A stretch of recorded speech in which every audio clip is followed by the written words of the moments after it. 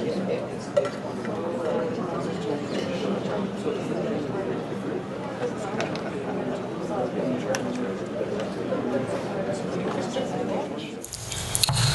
right, well, welcome everyone. Thank you for coming to Southern Fried Game Room Expo.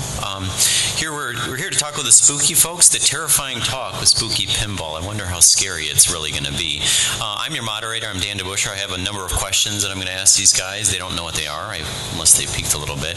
But if there's time at the end, start thinking of some of your own questions, and then maybe we'll get some of your perspectives on what they're interested in. But my first question, really, well, let's do introductions, actually, starting with Scott. Oh, I am Scott Denisi. I am the designer and creator of Total Nuclear Annihilation. What is your current role at Spooky? Because that's one of my questions is, what do you guys do? I mean, technically, you make I'm the not podcast. an employee of Spooky Pinball, but I am a contractor. But I have a full-time job alongside of that. And that's it, yeah. We just kidnap him to make games. Yeah. But I enjoy it. Are you working on a current game? You're working a little bit on Alice, right? I am helping with Alice. I'm actually doing all the sound effects for Alice. Okay. So we can get into cool stuff like that. Charlie, you're up. I am Charlie Emery. I work for Scott Denisi, and I make all his games. No, I'm owner of Spooky Pinball along with my wife, Katie, who's out running the booth while I'm up here being this guy, and this is my son who will... I'm smaller than him. He runs our podcast, but yeah, we're a small family-based business. I'm sure you people all know this stuff. Well, my first real question is, this is a perspective that, I mean, I like to make stuff, and you obviously do make stuff, and so do you, Scott. So my question really is around, managing how you build things and dealing with a lot of the things you deal with in a small town. Like, I know if I need an M6 screw that's 20 millimeters long, I can just go to McMaster Car down the street. You don't have a McMaster Car. So deliver, if you order by 4 o'clock in the afternoon, it is there by 10 o'clock the next morning without express delivery of it. McMaster does to you guys. Yeah, they are ridiculously fast. Wow. Expensive, but fast. So anyways, some of the perspectives you might have in terms of assembling all these games in a small town. I mean, you've got obviously labor things to deal with. There's lots of raw materials, some of which I'm sure you procure locally, some of which comes remotely. Your relationship with Pinball Life as well. It'd be interesting to know those kinds of things. Yeah. It's kind of amazing that we are able to be as self-sustained as we are in our area. I mean, we're literally a town of 900 people, kind of in the middle of nowhere. We're 2 hours door to door from us to Scott and Terry at Pinball Life. But in our little town of 900 people, we have a 3-phase thermoform press for making ramps. The Jetsons was the first game we ever did that had a plastic ramp, so we had to learn how to make that. We make our own ramp molds. We make our own inserts for our playfields. We make our own playfields. We make our own back glasses. We make our own cabinet decals. We have a print shop in-house. We have a plastic laser, of course, for cutting all the printed pieces and plastics and the inserts and everything else that we do. We also have a metal laser in one of our employees' basically garage. He set up a metal fabrication shop. All the ball guides and everything that you see in TNA are cut there. All the ball guides in Alice Cooper, all that kind of stuff. It's all done in Benton, Wisconsin. And right across the street, my buddy Tim is actually opening a shop bigger than ours. He's going to be doing right now he's in the incubator, which if you've seen the documentary or anything, it's this little helper that the county has that starts new businesses. He's in our old location. He's moving right across the street from us into a shop bigger than ours. So as we continue to grow, he also has everything we need plus space, but he's doing all our powder coating and has tons and tons of work over there. And it's kind of remarkable that we can pull off what we do in a community our size, but everything is pretty much right there. And the common pinball parts, of course, flippers and slingshots and all that kind of stuff, Scott engineers over at Pinball Life, and we run over every 2 weeks and load the trailer and come back and off you go, start assembling, wire and nuts and bolts and all that kind of stuff is handled through a company called Des Moines Nut and Bolt. They come in, take inventory once a month, tell you what you need, what you don't need. Oh, really? Stock all your bins, and yeah, it's for as seat of the pants as we are in a lot of aspects, it's a lot more professional than I ever anticipated it would become, because it was literally us, McMaster Car, and ordering things from the local hardware store and bringing them in bulk and everything when we first started. But you don't continue to grow and stay that way for long. So the next question I had was along managing your growth. I mean, I think you have a problem that a lot of other businesses would love to have, and that is more demand than you have the ability to produce. Still a problem.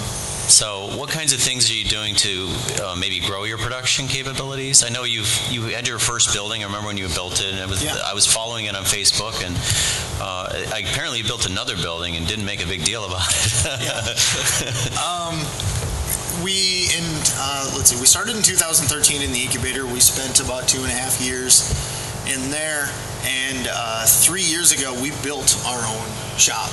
As soon as Rob Zombie was launching and we knew it was going to do well and it took off, we built our own shop, which is a 60 by 90 pole barn. It's all insulated, heated, all that kind of stuff. So that's our building.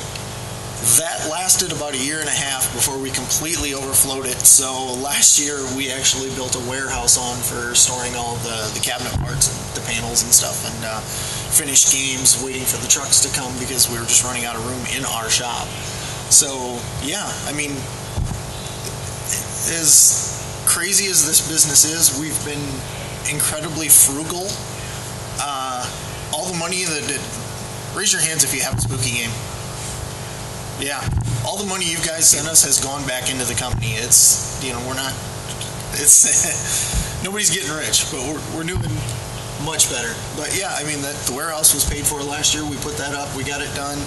My buddy's business going across the street. If things get completely out of hand, which right now they're kind of close. We're growing so fast, and it is a really fine line because we know people don't want to wait forever to get a game that they put a deposit down on. At the same time, we're trying to be careful and not overreach. We do not want to become Stern. I don't even want to become Jersey Jack. Those guys are perfect where they're at. We need Stern. I've always said that. They're the big fish that can feed every market out there. And 50 games at a show like this. Same at Midwest Gaming Classic. There's nobody else on the planet that is capable of doing what they do, and that's fantastic.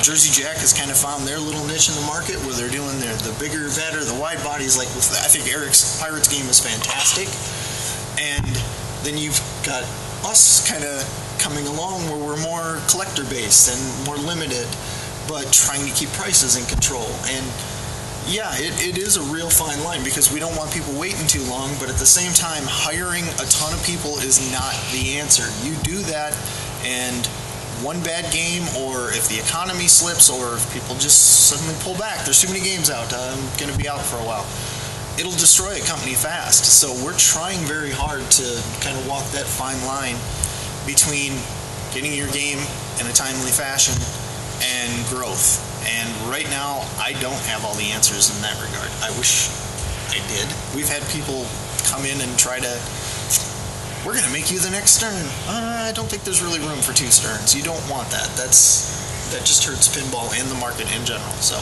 we're very comfortable where we're at. But at the same time, we are trying to increase capacity. So, my buddy having a business across the road that I don't have to pay for and maintain, while he's also making parts for us. So he's stable and we're stable, but also room for growth over there if we need to hire temporary people and put them over there and add another production line. We have 2 right now, but if we had to add another one, we can. So it's all things that we're kind of looking at. Nice. Yeah. And we've run, people are like, how are you going to build TNA and Alice at the same time? We built America's Most Haunted and Rob Zombie at the same time. We built Rob Zombie and Dominoes at the same time. We built Dominoes and Jetsons at the same time. They always overlap, especially Dominoes and Jetsons. They were literally on the line 100% at the same time. So we get through it. I mean, that comes back to the original question about the small town, right? The small town, you're limited by the number of people you can hire in a small town, right? Yeah and no. when you're in an area our size, you've basically got two jobs. Say Bug graduates high school here in a couple of years, and he's just, I'm going to go into the workforce, and I feel it's cool. You've got two choices. You're going into agriculture, you're going into construction. And a lot of those guys, once winter hits, are like, maybe this isn't a good career path. So, a lot of the guys that we have in our shop are former construction workers that just don't want to be on a roof in February in Wisconsin. It's not fun. So, we pick up those guys, and they're super capable, and they're good with their hands, and they know how to put things together, and, off you go. We've got people that were tree trimmers, construction workers, kids that just didn't want to finish college because they were like, I don't like this anymore, so they came in. They get confused as to where they want to, major in, and they'll come in and they'll work for us, and they get addicted, and we treat all our workers really, really well. We don't have a huge turnover rate, and, but they're out there. So, next question goes to TNA, my favorite game. I've been selling off my other games since it's the only game I go down. I mean, I go months without going into my game room, and I go down every day now just to play a couple games. Nothing else gets turned on. So, so questions for both of you, they're actually the whole group is, you had the prototype. I saw it first time in Texas a couple years ago, and it's come a long way. But the prototype game, while it's very similar to the production game, is not the same. So what kind of challenges did you guys run into to make it something that can be mass produced? Well, I'm sure most of that fell on you, right, Scott? Yeah, most of that did actually. So the way it worked was, I'll refer to that one as like the whitewood, right? No artwork on it. You guys have probably seen that. It was here last year. Unfortunately, didn't make it this year. It's kind of getting old and worn out, so I think it's retired at this point. I know how it feels. But I think the biggest challenge for that was the fact that when I built that game, it wasn't meant to be produced again, right? I didn't do everything exactly how I should. Like the CAD files that I cut the original playfield with were missing some holes. There were some geometry things that I just I hand drilled a couple things into it after the fact. So it really wasn't there. And then I had, when we started talking about building this game, I'm like, well, I had to go through the CAD file and decide and figure out which holes or which slots were not cut correctly, or, and because, I have no control once I pass over those CAD files. Like, they just cut what's there, right? They're not going to be going, oh, that's probably not in the right spot, re-drill it, the holes are not the right size or whatever. The GI bulbs don't fit or something like that. It's a ton of stuff had to happen to actually make that game into a prototype game. So my task was to get a spooky cabinet, which I modified. I took a Rob Zombie cabinet and took the glass angle way down so it's exactly the same as a Rob Zombie cabinet, except that glass angle that was really steep on it, I just brought that down so that it's level with the playfield. What that did, though, was that actually brought the back box, which is exactly the same, it brought that down overall as well, about 6 inches-ish, which is fine because that was the same height as the old Bally machines and that Bally cabinet that I had the whitewood in. So I was really happy with that. I'm like, great, excellent, and that was something I didn't really think about too much, because when people start putting this game, which is a new game, alongside other new games like Stern Games and like Alice Cooper, you can see when you go back out to the spooky booth, it is significantly lower. It looks like a smaller game, except it's really not. It's just the back box is sitting lower on that angled cabinet. So that was one thing. That's where I started. I got them to cut me a cabinet, and it was just cut out of like scrap wood, just so we could see if the cabinet works, see if the glass fit, see if everything else was okay. That cabinet was at MGC. Can't remember the year, 2016 maybe? 2016. And so they brought me this cabinet. I'm just like, oh, this is amazing. It didn't have any paint on or anything. It was just junk. You could tell the wood was like different types of wood and stuff. So I took that back with me, checked out all the angles. Everything was perfect. So I ended up I just built stuff into that game. So I recut the playfield. I put all the new hardware into it. I painted it. So it was just a black cabinet. And I had another whitewood in it that I populated and was able to flip and verify everything was okay. And then, obviously this is just all on me. Like Charlie's just like, well, if you give me a prototype, which is, a replica of a production machine, we'll use that as a sample and we'll be able to take the files and make sure everything's right for the production samples. Right? So once I had that prototype finished, it had the whitewood playfield, or not the whitewood playfield, it had a whitewood playfield in it that was actually cut by a CNC machine that wasn't mine. So that was like the test to make sure that it worked and make sure that the CAD file was right and that the CNC people understood what I was doing with my drawings. So it had just black paint on the side of it and on the inside. And once that was done, I had no idea, but the artwork was actually being worked on and finalized during this time. And once the art was completed, it was sent over to Charlie. Charlie did some stuff and wasn't really talking to me about the art. And out of nowhere, he showed up at Pinball Life one day at my work. He showed up and was in my boss's office. He apparently he went on the other side of the building, which he never does. He usually comes into my side of the building so I can see him. But I was called to the office in a rather not friendly tone. I'm like, oh crap, what happened, right? I'm thinking like we got some kind of part in mass quantity that's all jacked up because something happened during production. So I walk over there and Charlie's standing there with a video camera. I'm like, or with his phone. He's like videotaping me. I'm like, what's the matter with you? I'm like, hey, well, first of all, hello. And in my boss's office, they had 2 fully printed playfields, clear coated and everything. They had the back glass sitting there. There was cabinet decals and plastics sitting there. Everything was done. Like I was holding back the tears because that was the first time I'd actually seen. I'd seen the art obviously a bunch of times, but I had not seen it physically before until that point. And what I did was, after we were done, like me holding back tears, trying not to, cry and stuff, because, I don't know, I should have just done it anyway. Who cares? No one would have cared. Doesn't matter. But, after that, I was just like in awe, and I was able to take all of that stuff. I was able to pull the whitewood playfield out of that production, or the prototype machine, throw the prototype printed playfield into it. I was able to decal the cabinet, put the actual plastics on it, and I remember I stayed really, really late at work one time because I was just working on this in my office after hours, and I stayed late at work.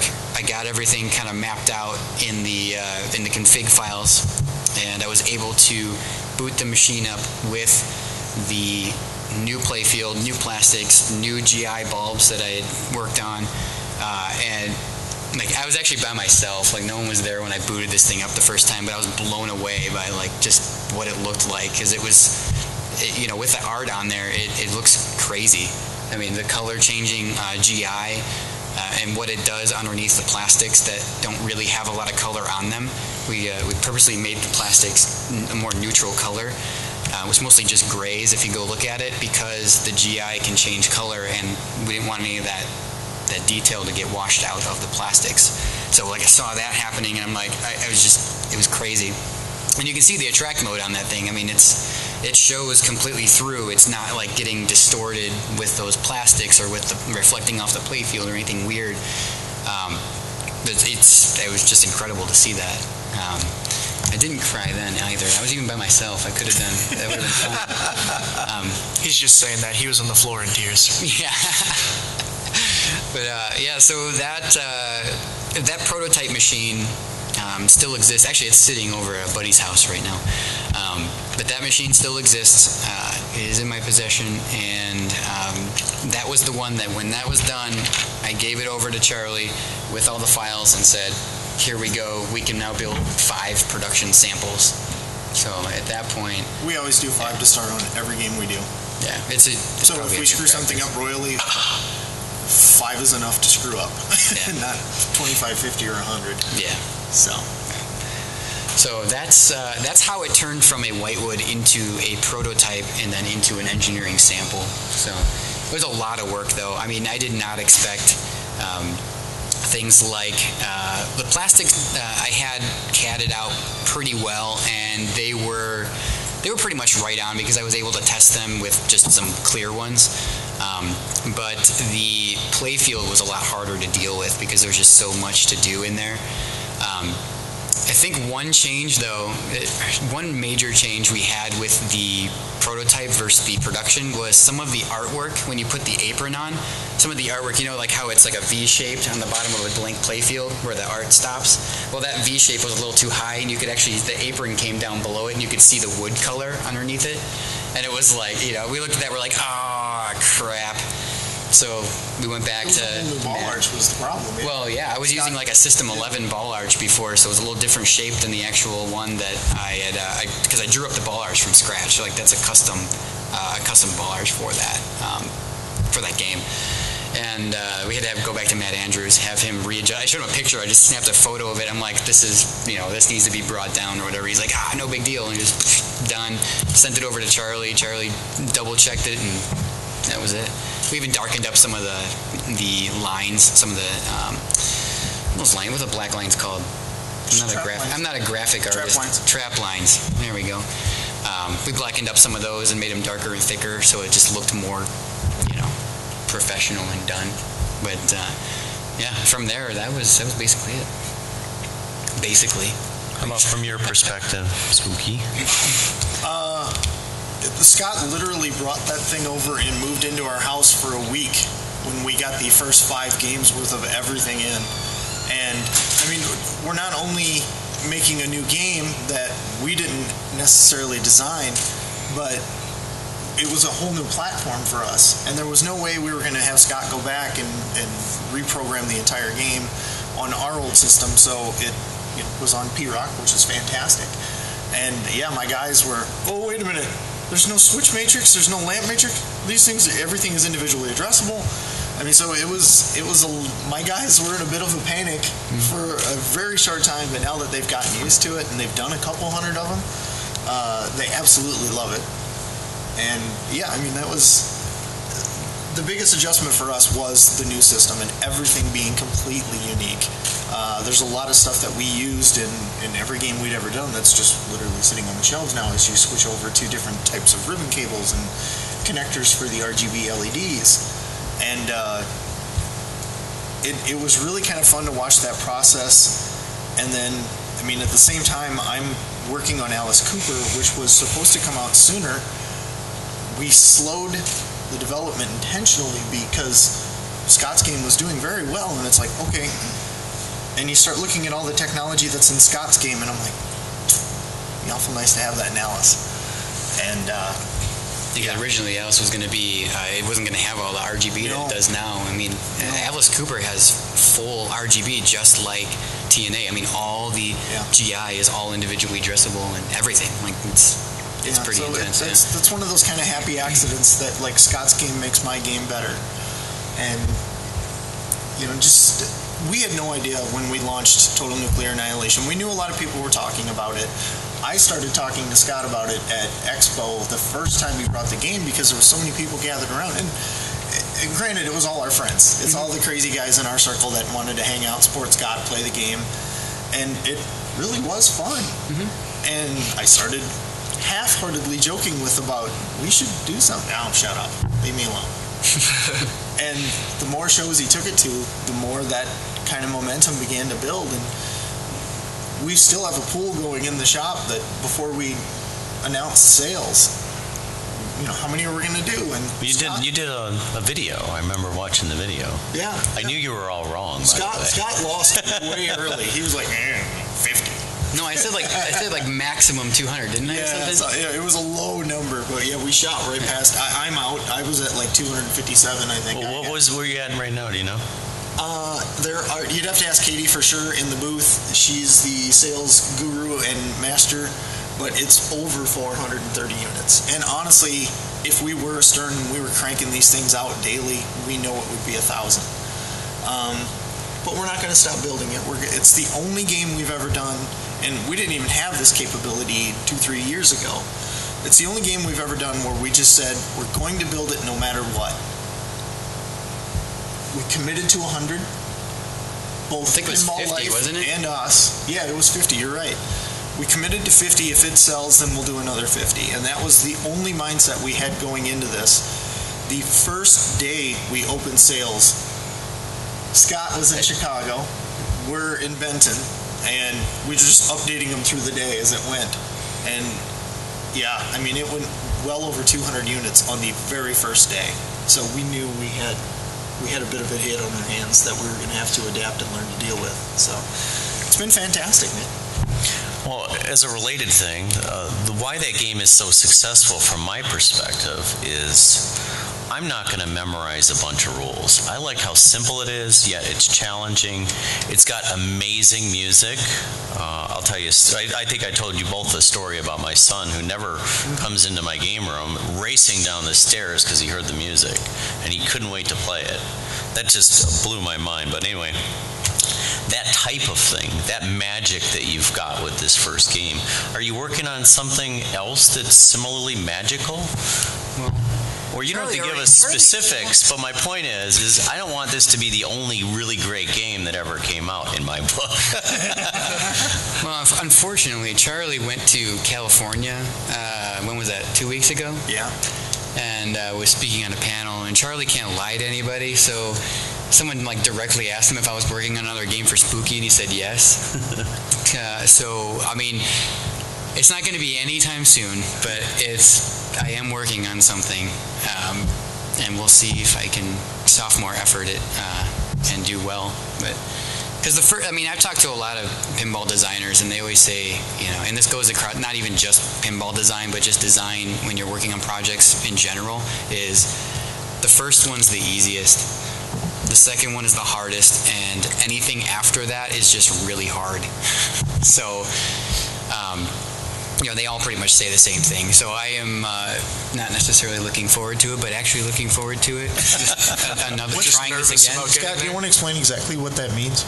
What, looking forward to it, but not looking forward to it? But I'm really looking forward Well, because it's fun, but it's, not fun. I'm just kidding. Hard. It's hard. Yeah. It's very difficult. We joke about pinball being hard. As much joking as we do, it's like 10 times harder than that. It's ridiculous. There's no reason that these things should even exist, let alone that grown-ass men are spending this much time and energy to make a ball roll around in unique places. Well, and Scott's also got the weight on how awesome TNA was. Now he's got to follow it. Like, no pressure, Like Scott. Rocky 2. Yeah, and remember with TNA too, like I could build it. I built it for exactly what I wanted to see. Right, I wanted a single level playfield because I love those those really early '80s games. I wanted crazy light show stuff. I wanted loud music. I wanted the flipper gap to be just wide enough to be still fair but difficult. So it was like all these things that I wanted, and I just went like, all right, boom, there's my stuff here, and I started tweaking things, and I got the game to where I wanted to end. Something I didn't touch on when I built the prototype for Charlie was that nothing was removed from the game, in terms of cut costs down.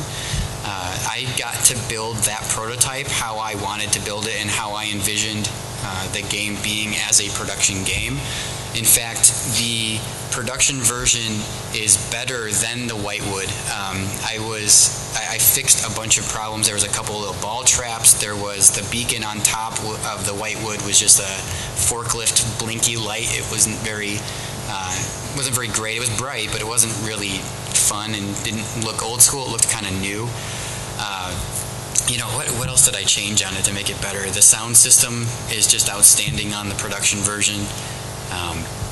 Obviously I couldn't put a $600 car stereo system in a production version game, but it's really impressive what's in there. Let's see what else. But it was really better. Nothing was cut. The GI has been completely upgraded in the production version as opposed to the Whitewood. The Whitewood version had light pipes, so I was actually lighting the LEDs were all under the playfield on the Whitewood, and it was coming up through clear fiber optic tubes, like rigid fiber optic tubes. and those weren't really spreading the light and bringing enough of it to the top. So I had to redo the GI completely for that prototype and for the production models. But it's ridiculously bright now. What else? I don't know. It was incredibly important to me too that to make TNA exactly the way Scott wanted it to be. To me, it's kind of pointless, and I don't enjoy pulling things out of games ever. I mean, if Scott felt it needed to be there, it stayed in the game, period. And I don't think we even tried to talk you out of removing anything. No, I mean, there were some things in there that you probably could have removed that would have saved money, and people might not have noticed. Like, I don't know if you guys ever took a good look at TNA, but there are 3 independent slingshot assemblies in the core. You probably could have taken away one of those, especially the one that's shooting backward at the player with gravity. That one you probably could have took off and just put a rubber there and just left it, and no one probably would have noticed. There's a scoop that's behind the drop targets that probably could have been replaced with a target. That's kind of boring and stupid, but it would have done the same. It would have done the same thing. I mean, I could have, I could have trapped a ball behind the 3rd drop target, and it would act like the scoop. It's stuff like that. But I was able to just build it the way it was. We didn't announce a price or whatever until we had the BOM fully nailed down, and from there we had to figure out how cheap we could sell the thing. And that was a big point too, Scott and Terry and I mean, because we're all pretty much partners in this. It was really important to us to keep the price under $6,000 because the public perception is going to be this is a single level game with no ramps. You're not putting much into it, which the exact opposite is true. That game should be $7,000. It should be a ridiculously expensive game to build because it is expensive to build. But the only way it was going to get out there and kind of gain that momentum that it really needed was to keep the price down, make it. I'd rather just sell more and get that back on the back end and get people to give it a chance because a lot of people are going to turn their head as soon as you go over that $6,000 mark. Mm-hmm. So we had a lot of conversations about that, but I still believe 100% it was the right thing to do. Yeah. All right, well, next question is for you, Bug. Oh, boy. Your role in the company has changed over the years, obviously. Yep. It's going to keep changing, too. So what are you doing? How has your role changed over the last couple of years? Well, I was always working at the shop when Dad started it, just doing little dinky things like assembling switches and all that. And then I started getting more involved with the podcast, and I was very interested with how he did it. And clearly he kind of ran out of time to do the podcast, so I ended up taking that over. And, oh, by the way, episode 100 this month. Woohoo! Yes. No pressure on that, right? For 8 years, 100 consecutive months. Yeah. It's crazy. So we got to do something special. We're going to do something fun. It's going to be... Oh, yeah. And then I still go out in the summertime. I'll be there 4 days a week, fixing games or doing parts assembly things that are needed. But this summer I'm mostly focusing on fixing machines and that. And I talked briefly with Scott about it, but in California, Dad and I bought a Medusa playfield, so I'm going to learn how to use P-Rock to, just get into it so I can someday take over for this guy. So he can retire and show up and take a check and go home and watch Godzilla. That's probably a couple of days off, but just a little bit. It's good to get a head start. It's been fun. Like our daughter, kids are all different. Our daughter graduates high school, and I'm getting out of this small town, and she's off to college, and she's coming back now. She's going for supply chain management at a trade school, and she's helping Katie do a lot. And, it's really cool for us to see the kids take an interest.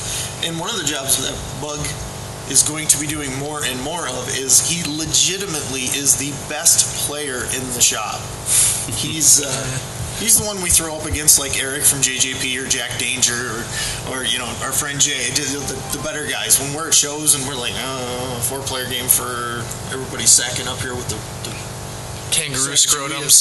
Yeah, we're throwing Bug in there, so he's going to be doing a lot more play testing as things come along, and in that regard too. I mean, having Bo and Karen's sitting with the TNA, or excuse me, he helped with TNA, but he's sitting with an Alice Cooper in Boston. Actually, he's on the West Coast right now at the Seattle show, but he's got one in his house. So, I mean, that is a huge score for Spooky Pinball, and he actually is a real employee. Yeah, Bowen's helped out a lot too. Yeah. Speaking of him, he's helped out a lot with TNA as well. He's an awesome dude. It's all behind the scenes stuff, but he loves that game he really, really loves that game. Like he beats it all the time. I don't know if you guys have seen that. Yeah. He's got he's constantly just killing the thing. And early on, he would talk to me, and we would talk back and forth about how I could make the rules a little bit more fair, and he found some exploits in the code for me. And it really helped out a lot. I mean, it was even before he was a Spooky employee. Was he part of the co-op mode idea? Because that's one of my favorite things too. The co-op mode, that's interesting. You want to talk about that? Yeah, that's super interesting. So there are a bunch of people that are always sending me emails with suggestions, and sometimes they're good. I've got multiple suggestions for people people that wanted to play together in sort of a cooperative way. Nothing really specific, but they were just like, well, it would be really cool to do this or that or this. And, so I eventually figured it out. I'm like, I could do something, and co-op mode isn't really that complicated.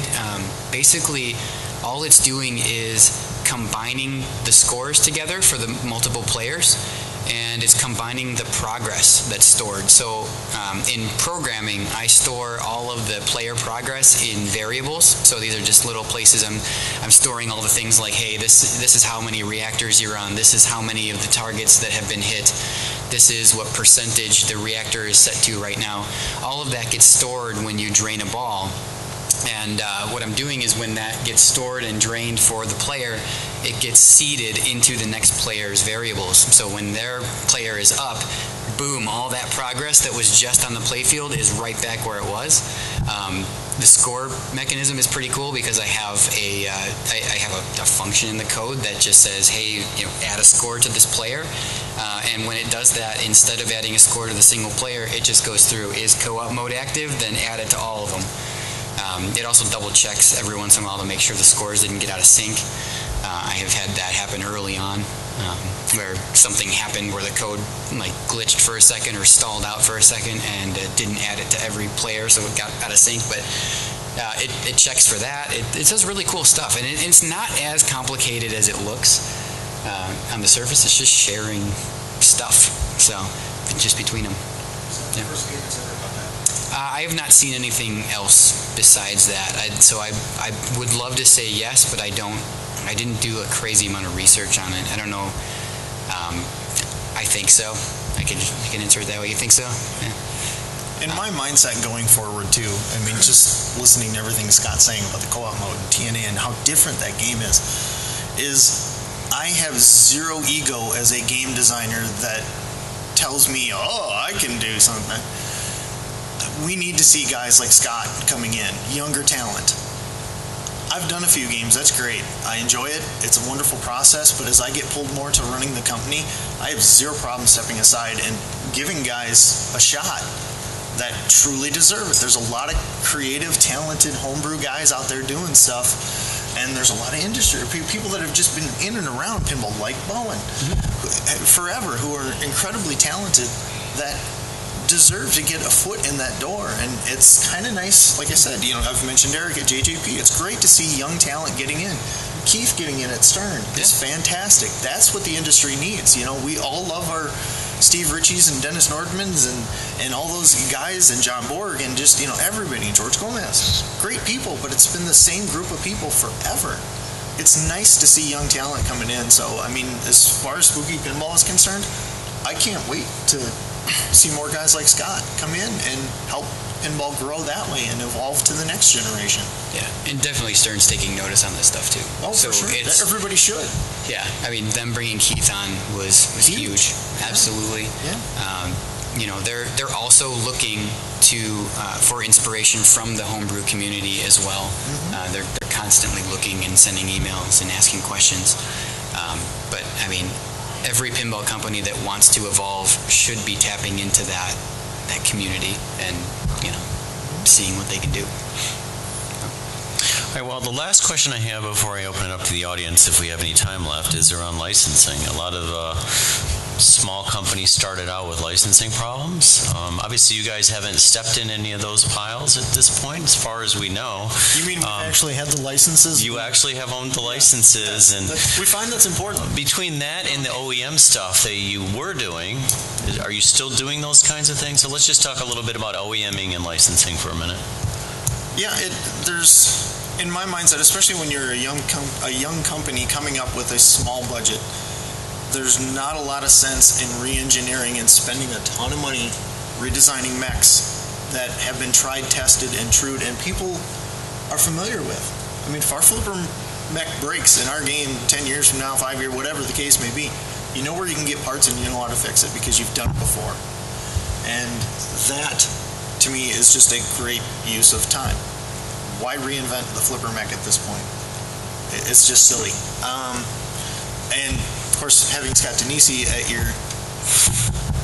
finger speed dial definitely helps. Like our scoops and America's Most Haunted were not the best. They got the job done. They were what we could afford to do at the time. You call Scott and, well, Terry, we're going to commit to buying X number of scoops. Scott gets to make me a better scoop. Well, and what he did was, truthfully, what he did was he took this crappy mech and left it on my desk at work and said, "Hey, we need to make this. Like, can you draw this?" And I go, "Oh God." Looking at it, it's not like mechanically sound. I could see where the welds have broken. I can see the weak points in the bends. I can see the metal is not the proper type of metal. It's like stuff like that. Yeah. I mean, I'm not saying those scoops probably won't last. They'll probably be fine in America's Most Haunted, but going forward, he put it on my desk knowing that I wouldn't be able to just replicate it. He's pinball OCD. Yeah. Just, hey, what do you think of this, Scott? Yeah. Yeah. So, the scoop is a really good example, I think, because that's something that made the biggest transition, and that is something that is its own part. It's not really derivative of anything. It's just a scoop. It's got a protector built into it. It's running optos. It's able to get a ball into position extremely quickly, which is why TNA is able to fire that ball out of it so quick.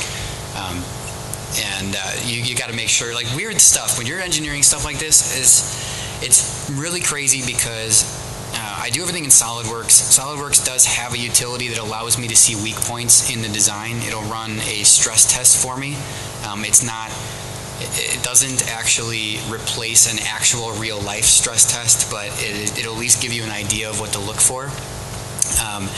But you have to think about things like, hey, this is going to take an impact on this direction, and that's pulling a weld sideways, which is where it's not strongest. So how do you overcome that kind of stuff? It's very complicated, but that scoop I'm very proud of. I think you fired it 1 million times. And it did not break. Yeah, 1 million fires. We didn't break the scoop or the playfield. Yeah. And then we beat the playfield with a hammer, literally on the inserts, and didn't break those either. After 1 million hits, and those are air balls. I mean, we were just beating. Yeah, I mean, I was actually scared because really proud of that scoop had not been shot 1 million times, and the scoop was purposely designed to be open on both sides. So when you have a scoop like this, usually there's a scoop that has like one side on it. That acts as a ridiculous amount of strength on that upper portion of the scoop. But if you so I was nervous because I knew that was a weak point because that's going to flex over time. And after 1 million hits, it was still within tolerance. I was really extremely happy about that. But I was nervous. I mean, I'm not going to lie. I mean, that's nerve-wracking. You don't know until you do. And honestly, I mean, bringing games to shows like the Alice Cooper game that's out here, that's the 6th show it's been to. It's been played to death. And we learned something at every single show. I've seen ball traps today that we had never seen in 1,000 gameplay, over. It had 500 plays at Texas in a day and a half. It had way more than that at Midwest Gaming Classic and then California. And Rob Anthony took that game up to Pinball at the Zoo. I mean, that thing has been everywhere. But you're constantly learning. But yeah, to go back to Dan's question, which I think we're getting a little sidetracked. Oh, yeah. OEM parts, big fan. You're always going to have unique parts in every single game. Alice Cooper has a working guillotine. That didn't exist. Obviously, you have to make it. There's a diverter in the ramp that's able to catch the ball from two different directions or allow a ball to go completely past. So you can literally shoot that left ramp two different directions, and it can go all the way back and forth. It can go up and be caught, or it can be up and be caught from the other direction. So, I mean, you always have to deal with those challenges on every single game. There's going to be unique parts, but stick with the OEM as much as you possibly can that you know is going to survive 35,000 plays like one of the TNAs that's out there right now. That's a lot of games in a very short amount of time, and the fact that that thing still looks and plays great is phenomenal. Yeah, go take a look at that diverter, guys. Licensing is that's a bit of it's a real touch and go thing right now, because as physical media dries up, those companies are becoming more and more demanding of licenses, and the costs keep going up, and what you're going to get keeps going down. So, you know, Stern obviously is the master of licensing. They can get all those big titles. They can get the Star Wars and the Guardians of the Galaxy, and where we kind of fit in is, again, we're doing limited runs. We don't want to sell 10,000 games. I don't know how to sell 10,000 games or build them. So if we can find sweet spots with a bit more cult kind of licenses or bands or whatever the case may be, and we're 500 to maybe 750 or 1,000, we're good. And that's where we do fit in. We have a great relationship with Global. Everybody was, why would you do another music game after Rob Zombie? When Alice Cooper calls and says, I want a game, and I'm willing to work with you. And it's your son's favorite band of all time. Yeah. Well, he's also a pinball guy, too. And Alice is literally like, I'll give you speech, I'll give you the songs, whatever you want to do creatively, you can do it. You're going to take that license. Period. Shut up, Pinside. Thank you. When you're sitting in my shoes and you have to make that decision, when you have a nice little property, like a guy that's in the Rock and Roll Hall of Fame is spooky and fun and everything that we enjoy, you're going to do that game. And you can't tell those people, oh, well, we just did a music game. You're going to have to wait a few years. We'll come back. It won't work that way. Yeah, no, you do what you got to do. But at the same time, Alice was very open to, I was very cognizant of the fact, too, that we just done a music game. And Rob Zombie is completely weird and fun and different and very vulgar, and there's nudity and cursing, and everything Rob wanted in a game, we gave him. He's like, no, I want this to be a badass mother effing pinball. And that's what he got. So we had a whole rule set for that thing that got thrown out that was basically, you start as a roadie and you work up to Rob's tour manager. And he's like, nope, that's dumb. So, yeah, he's the boss. Start chopping testicles and killing werewolves. Yeah, the first time we showed him the ball save, he just laughed his head off. You go with the licenses that are willing to work with you, and in our situation, there's big movie studios out there that we've talked to and tried to work through, and it's all about the bottom line, man. They want a crap ton of money to kind of make up for the fact that those DVD and CD sales and everything else are going away, so they have to get their money from somewhere else. So that is going to continue to become tougher and tougher for all of us, including Stern, including Jersey Jack, and again, you don't necessarily get everything you want with a license, so it's kind of a double-edged sword. But when you find a license, and there are a few out there that are knocking on the door that are like, Stern's not going to take us, but we'll give you everything you want. Those are the guys we're going to be willing to talk with and deal with. And it's the more licensed product we've done, the more open it becomes, because people see a track record of, oh, hey, you did Jetsons, and you did Dominoes, and you did Rob Zombie, and you're doing Alice Cooper. And the names do definitely garner some attention your way. We've had more rock bands come to us than I can even begin to mention. Because Stern has turned them good. Not Fear Factory. Oh, dang it. There'd be like 5-10 people maybe that want gaming. Some of them are really big. Some of them think they're really big, but they all want pinball machines. And we are being a little bit more selective about that right now. We have to be. Plus, we don't want to. there was a bluegrass band that claimed they were the biggest bluegrass band on earth. And I'm like, so you draw what, 400 people a night? Sorry. If you're a bluegrass band, I apologize, but I'm a metalhead. So yeah, I mean, it's strange. We've honestly been contacted by like Waylon Jennings' estate. I don't know that I can design a good Waylon Jennings game. I don't even know what that is. All right, now if we can make a ramp where we can jump a General Lee over something, I'm in. But I don't think you want to keep hearing just a good old boys for like 45 minutes while you're playing. Yeah, we do. You never know. All right, well, we have a couple more minutes left, and I did promise to take some questions from the audience. Anyone have any questions? If you don't, I have another one I've come up with. Over here. The call-outs on tuning, is that Sarah Rose, or was it someone who hired out to do it? So first of all, silly, it's funny. So first of all, thank you. I'm going to take that as a compliment because Is that you? no, it's not me. It's not me directly, actually. So there are open source text-to-speech translators that exist. Google actually uses a lot of these. They are available to use for anybody, and believe it or not, that is a text-to-speech translator. So it has a UK accent. I say it's she. I'm going to call her she because it's very convincing sound. Usually text-to-speech translators, they don't sound that great. They're kind of gritty. It's just They not kind of not do pronounced. this most of the time. Yeah, and they don't really emphasize words. They put emphasis on things in sentences or in statements. So that's pretty tough to deal with. But what I did was I used a lot of vocal processing techniques that professionals use on human voice to make that sound more human.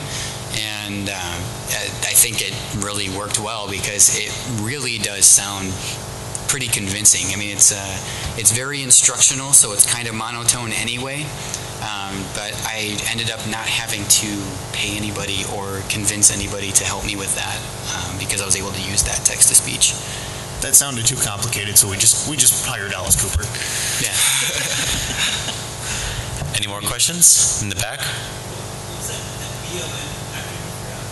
The bill of materials. Yes. So it's how much all the pieces actually cost Charlie to purchase and how much the labor costs to assemble it all added together. Yeah, that's always a fun process. You have to be extremely careful, especially on the labor side, on a game on a brand new platform that was as complicated as Total Nuclear Annihilation. You don't generally, you can take your guys and sit there and build a couple and estimate what that time was, but until it's been through the entire plant and it's gone from start to finish, you don't really know how much your labor costs are. You can get it close, but it takes time, and it's an extremely complicated process to figure out the bill of materials on something as complicated as a pinball machine. Yeah, you have to count for every nut, bolt, screw, washer. Yeah. And when you forget to put 3 drop targets or 3 stand-up targets on the bill of materials and submit it over to Charlie, and he does the calculations on it, and then we go, oh, whoops, 3 extra targets or however many extra targets were missed. Yeah, that's a pain. There was a lot more than that, Scott. I don't remember. I don't want to talk about details. But it's like, here's your profit. I forgot the targets. Yeah. You also forgot a couple other things. Yeah, let's talk about something else. Hey, are there any other questions out there? Well, they're still talking to one another, which is great. Yeah. Scott and I don't yell at each other ever. We get along pretty good. Yelling doesn't really accomplish anything. All right, any more questions? We got 3 more minutes. 3 minutes. 3 minutes. All right, well, my last question I came up with is... Al had a question, I think. I think Al might have. I'm sorry, Al, you had a question. I'm sorry. Scott, talk about when you hit reactors and how that shows up in co-op mode. That's a really cool feature. I thought that it was subtle, but it was amazing how you get the extra point. Oh, yeah, on the displays, on the score displays. So when I was sitting there and I was reading Pinside, which is super dangerous to do as a pinball designer. You have to have a real thick skin, and which I feel like mine is growing thicker, but not quite. But I was reading Pinside, and people were like, hey, I got my TNA. I submitted my score to the Pinside top scores for it. And I'm like, oh, that's really cool. And I'm looking at the scores, and I'm like, oh, man, like 5 million. I'm like, wow, I wonder how many reactors these guys actually got through. I'm like, oh, geez, what can I do about that? And I'm thinking about this, and I'm like, there are 9 reactors in the game. I'm going to take that last digit that's always a 0, and I'm going to make that an indicator of how many reactors were actually destroyed. So when you destroy reactor 1, your score is going to be, 1 million, whatever, and it's going to end in a 1 digit. And so when anyone takes a picture of that score or submits it to an online score thing, or they're comparing scores against, other people, you know exactly how many reactors that person has gone through, so you can see how far they got in the game. And obviously, if you beat the game, your score is going to end with a 9, right? This also translates over to co-op. I was talking about co-op earlier, where it's just sharing the scores between all the players, with the exception of that last digit. That last digit is still reserved for how many reactors that individual person has destroyed. So in co-op, there still is a tiny bit of competitiveness that can happen between players. So if one player destroys, if you get through the entire game, one player destroys 4, the other guy destroys 5, you're like, hey, well, that guy who destroyed 5 obviously did better, so he needs to, have a drink bought for him or something. So I thought that was really, it was a real interesting thing. It just kind of like, I think, as weird as it sounds, I was in the shower when it came to me. There's a small funny story behind this. On America's Most Haunted, one of the mystery awards in the scoop was 666 points. And Ben put that in the code. And for months, we didn't notice, and nobody had said anything until they did, that you could never match the game because the last digit would end in a 6 if you got that mystery award. So when Scott calls me and he's like, yeah, man, I'm going to throw the number of reactors destroyed on the last digit, I was like, aha, man of experience, you can't do that. You won't be able to have the game match. And he's like, oh, I'll just move that to the 10 spot. And I'm like, where the hell were you? It just ignores the last digit. I mean, it's fine. If you destroy one reactor and your score ends in like an 11, right? Because it's a 1 and a 1, you're going to match on 10 because it just ignores that last thing.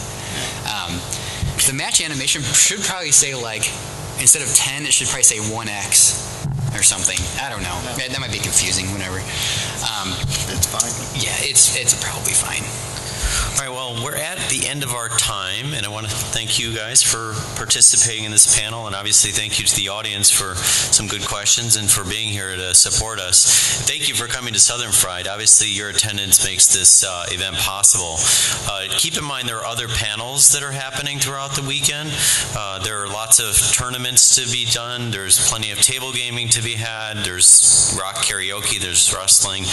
And last but not least is make sure you work with the vendors, maybe buy some stuff from them. Obviously, they also make this thing happen. Without the support of the vendors, it's just not possible to have this event. So once again, thank you for coming, and hope to see you again later this year or next year for that matter. Have a great day.